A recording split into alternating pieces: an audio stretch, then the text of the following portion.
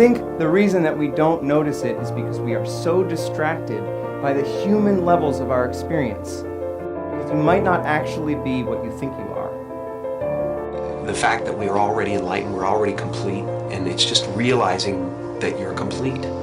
So everything we do to each other, or everything we see in each other, is us seeing ourselves. Once you realize you're complete, then this life and everything in it becomes a play of form. Everyone is looking for God, and everyone is God. And that everyone is it. It's just now, what do you want to do? And once you realize that, then there's nothing you need.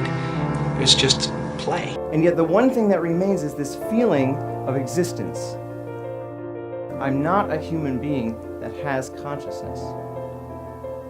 I'm consciousness that is shaped into a human being. And just like an ocean is water in motion, we can call a certain part of that ocean a wave, but it gives us the illusion that the wave is a separate entity in the ocean. But a wave is not in the ocean, a wave is the ocean. And similarly, we might not be waves, maybe we're the ocean. If the true end of all human psychological suffering is actually possible, it is the most important thing science could be studying. Maybe it's possible that within our lifetimes we could actually eradicate human suffering.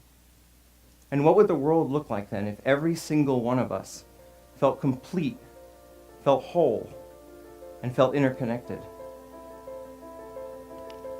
When you let go of individual survival, all of your priorities change because you actually see the entire world as your body. You see the suffering of others as your own suffering, and you want to help. Maybe the one thing that keeps us from actually solving all of the other problems in the world is this persistent, flawed thought that we are separate from the world. And maybe it's time we change our minds.